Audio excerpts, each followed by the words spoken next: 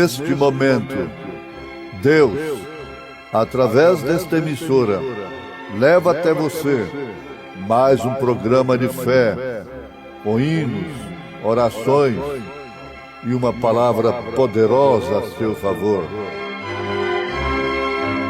Fé para vencer o mundo. Somente crer, somente crer, tudo é possível. Somente crer, somente crer, somente crer, tudo é possível. Somente crer. Disse Jesus: e conhecereis a verdade, e a verdade vos libertará.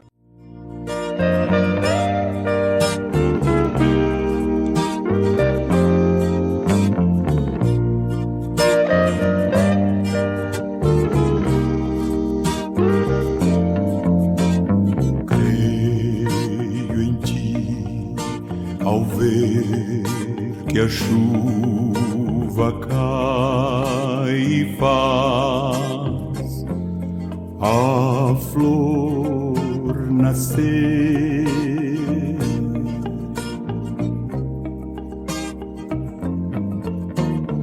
Creio em ti, pois sei que enquanto é noite aqui, é dia ali.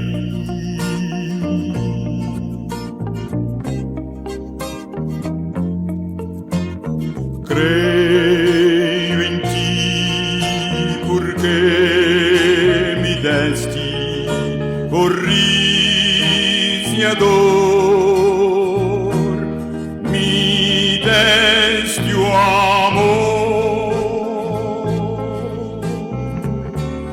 do teu amor.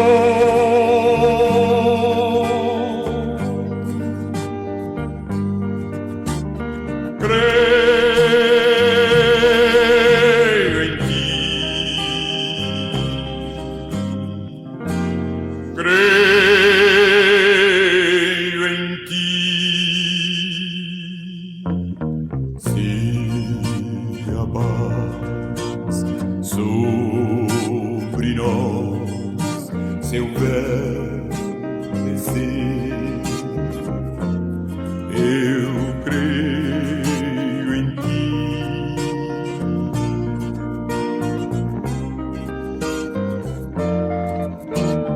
Se a tempestade a terra abalar, eu creio em ti.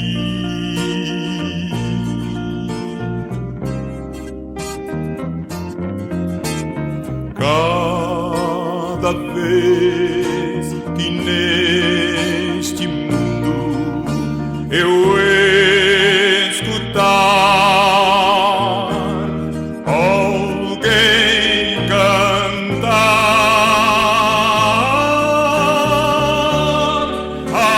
alguém chorar, direi então,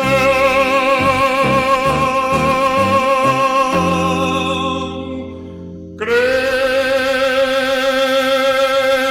em ti.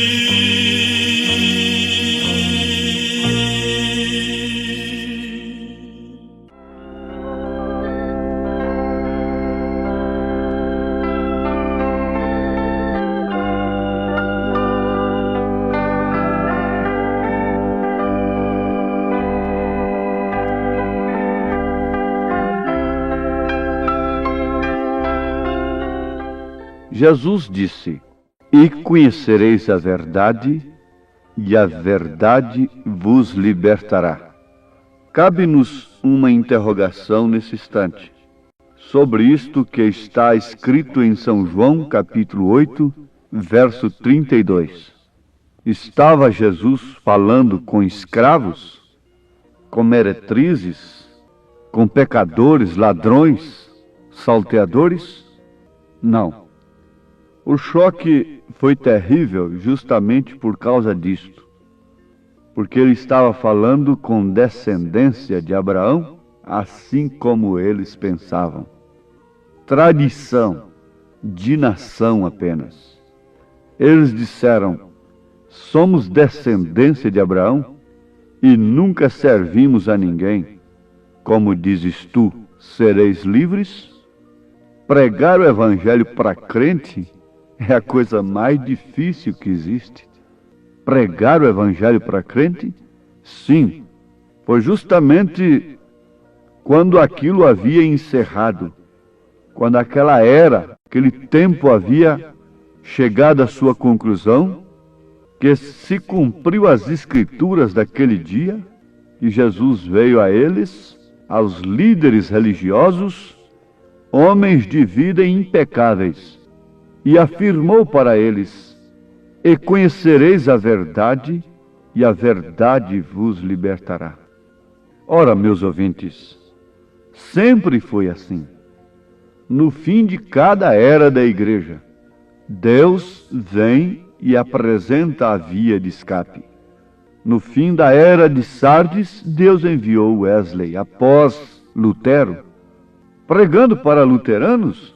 Sim. Agora, por último, depois, pregando para wesleyanos? Sim. E agora para todos os crentes. Deus está dando a mesma mensagem. E conhecereis a verdade, e a verdade vos libertará. Nós vamos transmitir para os nossos ouvintes uma experiência do profeta de Deus para esta era em relação a um ex-escravo e depois a um escravo. Ele afirma em sua mensagem: a ele ouvi. Eu recordo de algum tempo atrás, aqui em Illinois, eu estava em um museu e vi um velho de cor por ali, e com pouquinho cabelo ao redor de sua cabeça.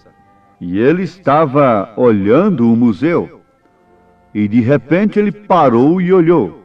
Ele deu uns passos para trás e começou a chorar, e as lágrimas rolavam por sua face. Ele estava orando. Eu o observei por uns poucos minutos. Me aproximei dele e disse: como vai, tio? Ele disse: como vai? E eu disse: eu sou um ministro. E disse: eu gostaria de saber por que você está orando. O que te emocionou? Ele disse: vem aqui. Ele olhou para debaixo de um pequeno vidro e lá estava um vestuário. Eu disse: é uma roupa. Eu não vejo nada que possa pasmar. Isso não faria com que um homem pulasse para trás e fizesse uma oração. Ele disse: mas veja, eu ainda tenho as marcas da correia dos escravos ao redor de mim. E continuou dizendo: ali está o sangue de Abraão Lincoln. E o sangue de Abraão Lincoln tirou aquela correia de escravo de mim. Não se emocionaria você também com isso? Eu disse: se o sangue de Abraão Lincoln entusiasma um escravo por ter tirado a correia dele, o que fará o sangue de Jesus Cristo quando for pregado em seu poder na santa igreja que clama ser nascida de novo? Oh, meus ouvintes, aqui está uma tremenda mensagem para este momento. E conhecereis a verdade acerca do meu sangue. Em outras palavras, disse Jesus: aquele que não comer da minha carne, que não beber do meu sangue, que não souber dar valor no meu sangue, que não tiver fé no meu sangue, que não ingerir isto espiritualmente, não terá parte comigo. E conhecereis a verdade, e a verdade vos libertará. Mas como nós podemos encontrar a igreja que clama ser a santa igreja e haver nascido de novo, escravizada? Ela não pode admitir isto. Como sacerdotes judeus, aqueles fariseus, aqueles sacerdotes, não puderam admitir que viesse uma mensagem de libertação para eles, porque eles se consideravam filhos de Abraão e que não eram escravos. Mas eles estavam escravos da tradição. Eles estavam escravos dos credos. Aquilo havia virado apenas dogma. Aquilo tinha virado uma tradição e eles haviam perdido totalmente o significado da palavra misericórdia, quero. Eles não se portavam como libertados mais. Conta-se que um avaliador de escravos foi por ali para avaliar escravos para seus compradores. Então, chegando ali, ele viu que eles pegavam nos chicotes e batiam naqueles escravos para fazê-los trabalhar. E eles observaram certo jovem em uma plantação. Ele estava trabalhando ali como escravo. Eles não tinham que bater naquele escravo. Isso é curioso, não é? Todos os demais apanhavam. Sabe por quê? Ele tinha o seu peito inchado, seu queixo levantado. Ele era certo com aquilo. E o avaliador disse: eu gostaria de comprar aquele escravo. Oh, mas o proprietário disse: este não está à venda. Ele disse: bem, mas ele é tão diferente do restante deles. Ele disse: sim, eu notei isto. Eu suponho que ele é o chefe de todos eles. Não, ele é simplesmente um escravo, foi a resposta do proprietário. O comprador disse: bem, talvez você o alimente melhor do que você faz com os outros. O proprietário disse: não, todos eles comem juntos lá na galeria. Então o comprador disse: bem, o que ele faz ser tão diferente do que o resto deles é? E o proprietário lhe respondeu: eu fiquei querendo saber disto por muito tempo também. Por que que este homem, estando nas mesmas circunstâncias dos demais, como escravo, trabalhando aqui, tendo a mesma comida, se porta tão diferente? Mas o proprietário afirmou: mas eu vim descobrir que lá em sua terra natal, de onde ele veio, o seu pai é o rei da tribo. E ainda ele, sendo estrangeiro em outro país aqui, longe de casa, porém ele sabe que ele é o filho de um rei, e ele se conduz assim. Irmão, irmã, se um homem africano em um país estrangeiro pôde se conduzir comportando-se como filho de um rei, não devemos nós, filhos e filhas de Deus, agir desta maneira e nos portar como filhos e filhas de Deus, quando o nosso pai é o rei? Sim, isto é certo. Agora pensem bem nisto. Se o sangue de Abraão Lincoln entusiasma um escravo por ter tirado a correia dele, o que fará o sangue de Jesus Cristo? O que fazia o sangue do pai daquele rei naquele filho escravo no outro país? Fazia ele se portar como um filho de um rei.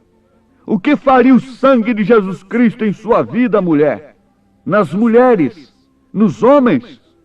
As mulheres se vestiriam como filhas de Deus, se portariam como filhas de Sara, porque a Bíblia diz que elas devem se portar como Sara. Elas se portariam como Maria, se de fato tivesse ingerido o sangue de Jesus Cristo. Aquele que não comer da minha carne, aquele que não beber do meu sangue, não tem parte comigo.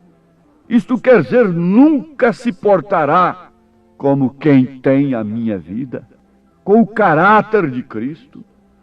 Qualquer homem que permite a sua esposa usar esses shorts e fumar cigarros e estas coisas, veja só, o homem não é julgado pela aparência, o homem não é julgado pela sua musculatura, pelo seu poder aquisitivo, pela sua fama, pela sua voz, pela sua beleza. A mulher não deve ser julgada pela sua beleza. O profeta diz, eu já vi homens que pesam 200 libras e toda aquela musculatura e não terem nenhuma grama de homem em si. Arrancam um bebê dos braços de sua mãe e a violam. Isso não é um homem, isto é um animal irracional. Homem, na verdade, é o caráter que ele tem. Ele estava ali trabalhando como um escravo, como Daniel estava lá dentro da Babilônia, como José estava lá no palácio de Potifar. Está você aí também, essa escravinha da casa, do lar, mas se porte como a filha do rei. Ele estava ali, sendo um escravo, na verdade, era um africano escravo num país estrangeiro, mas ele trabalhava de cabeça erguida, e ele não deixava nenhum tempo para o seu proprietário lhe dar uma chicotada, porque não lhe dava motivo para isto. Isto era caráter do filho de rei. Homem é o caráter, e caráter é aquilo que você é, não o que os outros pensam, não o que você parece ser. Não é beleza exterior, não é aparência, não é palavreado bonito, não é vocabulário difícil, isso não é caráter. Nunca houve um homem como Jesus Cristo. Mas a Bíblia diz, nenhuma beleza havíamos para que o desejássemos. Talvez fosse ali um sujeito de ombros inclinados ou algo assim. Todos nós escondemos nossa face dele, profetizou Isaías. Mas na verdade, ele estava ali manifestando o caráter do Pai, o caráter de Deus manifestado através do Filho. E quem pode dizer que é filho de Deus sem que antes possa manifestar o caráter de Deus, manifestar o caráter de Cristo, manifestar o caráter do Pai? Aquele pequeno escravo, aquele moço escravo manifestava o caráter de seu pai. Sou um filho do rei. Portanto, não julgue os homens pelo que eles possam fazer, pelos seus músculos, pelos seus poderes, mas pela marca dos joelhos em suas calças, onde ele estava orando, diz o profeta. Você não escolha um rapagão bonito para ser seu marido, porque enquanto você está escolhendo aquele rapagão bonito, há centenas e centenas de olhos nele. Escolha um homem que tenha caráter, um homem que tenha marca nos joelhos, marca de oração, diz o profeta. Esta é a maneira pela qual você deve julgar um homem, é pelo caráter. Oh, como o Espírito Santo deve corar os nossos rostos diante do Pai nesta hora, quando vemos que os seus servos estão se enredando aos poucos, se enredando como aquela pessoa que vai entrando num rio e vai entrando como que atraída pelas águas, e de repente é tarde demais, se encontra fora da praia, fora do alcance de salvamento. Tenho visto experiências, conhecido, sabido de experiências como estas. Aquelas duas meninas que foram andando no rio e foram entrando e gostando da água, de repente pisaram ali numa banca de areia falsa e lá se foram. Uma morreu afogada, porque vai se enredando com a areia movediça, pisando, se firmando, andando em coisas falsas, em atrações humanas, em aparências humanas. Não se busca caráter em primeiro lugar, se busca aparência, é reputação. Com poucas conversas pode-se conversar as pessoas, propagandas mentirosas, propagandas baseadas em mulheres desnudas, mentirosas, propagandas de coisas que estão matando o povo, e o povo vai em tudo quanto é propaganda, e eles dizem a propaganda é a arma do comércio, e assim vai indo, e a propaganda é a arma da religião, e a propaganda é a arma disto, e a propaganda é a arma daquilo, mas não há caráter, não há fundamento. Nunca, nunca, nunca, absolutamente nunca se precisou de olhar o caráter antes, como está se precisando nesta era. Porque o que é caráter? Um fio de bigode valia muito mais do que um cheque, sob todas as ameaças de lei hoje. A palavra de um homem valia tudo para uma moça que se casaria com ela. Como é feito o casamento hoje? De que maneira? Ainda falamos em religião, ainda falamos em Deus, queremos misturar Deus com essas coisas, com essas imundícias todas. O que é caráter, meus irmãos? Aquele escravo nos dá uma lição de caráter, trabalhando sob circunstâncias, sob dificuldades. Ele caiu, escravo em outro país, mas lá ele se portava como um filho do rei. Isso é caráter. Ele olhava para cima, ele nunca ficou ali olhando para baixo, ele nunca se misturou, ele sempre mostrou, e aquele proprietário disse, até que enfim eu descobri que ele lá na sua terra é filho de um rei, rei de uma tribo, filho de um rei de uma tribo de nativos, tem mais caráter do que um povo chamado cristão, chamando-se filhos de Deus e comendo bolotas dos porcos deste mundo. Nem o filho pródigo teve coragem para isto. Oh, sim, nós devemos nos corar o rosto nesta hora, quando se pensa em caráter. O que é caráter de uma mulher? O que é caráter de um homem? O que é caráter de uma igreja? Está certo que os homens não busquem caráter, busquem dinheiro, posição, beleza, aparência, mas Jesus Cristo vem buscar é caráter.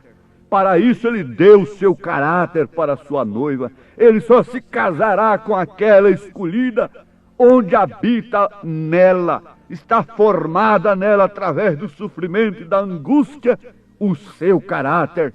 Você é uma delas, você é um deles, em nome de Jesus Cristo. Seja abençoado, abençoada com o caráter divino, com o caráter de Jesus Cristo, com o caráter do noivo, em nome do Senhor Jesus Cristo. Amém.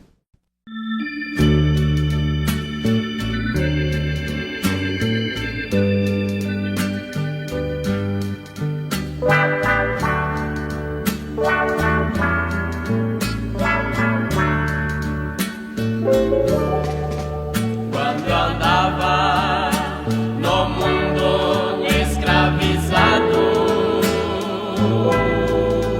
o meu guia era o príncipe do pecado. Mas um homem, um certo dia, me comprou e um alto preço pagou. E hoje liberto estou. Hoje eu não sou mais escravizado. Um homem chamado Jesus tem me libertado. Liberdade Jesus tem proclamado, e vida nova tem dado.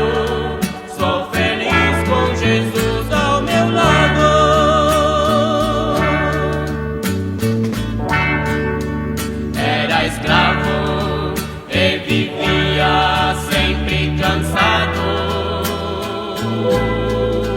na angústia, na tristeza, subjugado. Liberdade eu não tinha, Cristo deu na cruz por mim, já morreu e vida nova me deu. Hoje eu não sou mais escravizado, um homem chamado Jesus tem me libertado. Liberdade Jesus tem proclamado e vida nova tem dado. Sou feliz com Jesus ao meu lado.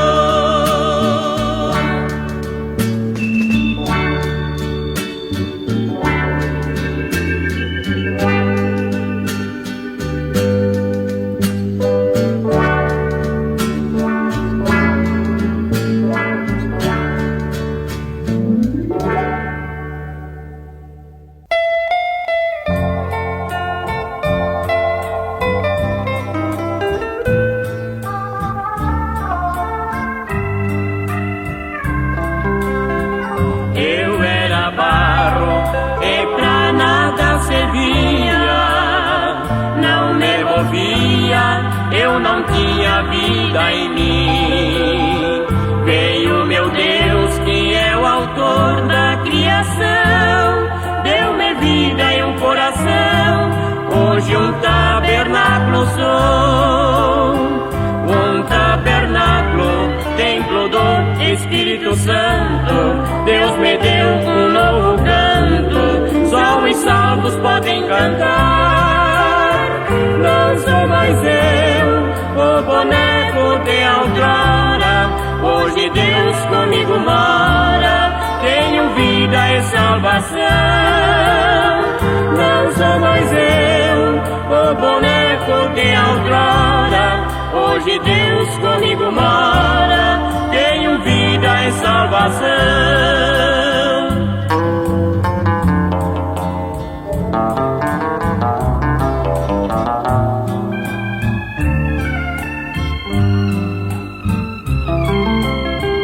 Eu era barro, nem um pouco me movia, eu era inerte, um boneco sim eu era, mas o meu Deus nas minhas narinas soprou, foi assim que me criou, hoje um tabernáculo sou. Um tabernáculo, templo do Espírito Santo, Deus me deu um novo canto, só os salvos podem cantar. Não sou mais eu, o boneco de outrora, hoje Deus comigo mora, tenho vida e salvação. Não sou mais eu, o boneco de outrora,